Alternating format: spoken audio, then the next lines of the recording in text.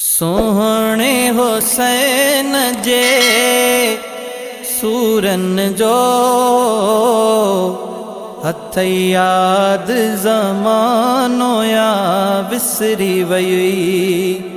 हक सच खातिर सिर नजरानो हथ याद ज़मानो या विसरी वई। ओरण बर पट गरम वारी ज़ालिम दुश्मन चौधारी।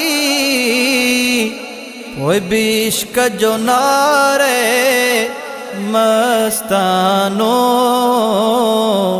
हथ याद ज़मानो या विसरी वई। सोहणे हुसैन जे सूरन जो हथ याद ज़मानो या विसरी वई।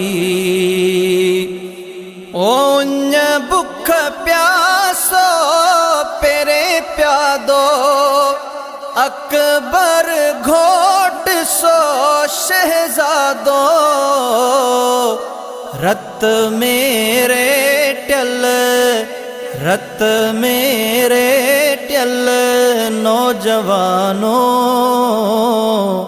हथ याद ज़मानो या विसरी वई। सोहणे हुसैन जे सूरन जो हथ याद ज़मानो या विसरी वई। मासूम नंढड़ो असगर साईं पाणीअ ढुकले तीर सठई। हंज अबेज में हैरानो हथ याद ज़मानो या विसरी वई। सोहणे हुसैन जे सूरन जो हथ याद ज़मानो या विसरी वई। अमड़ सकीना साइण जूं बाबे खामुक लाइण जूं उहे दाहूं चीखूं दर्दानो हथ याद ज़मानो या विसरी वई।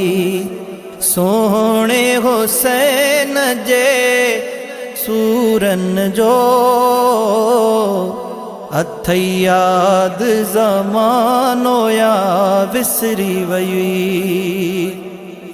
ज़ख़्म जिस्म ते 72 पोइ बि तरारुन तीरन अंदर।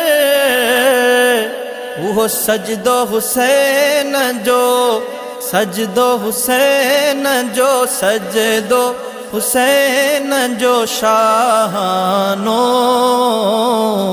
हथ याद ज़मानो या विसरी वई। सोहणे हुसैन जे सूरन जो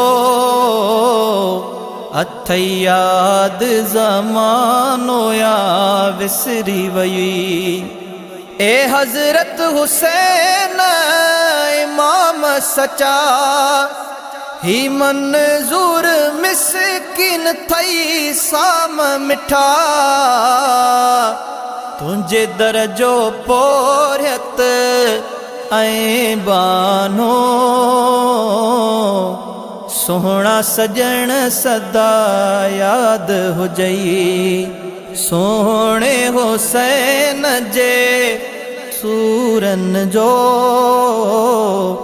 हथ याद ज़मानो या विसरी वई। हक सच खातिर सिर नजरानो हथ याद ज़मानो या विसरी वई।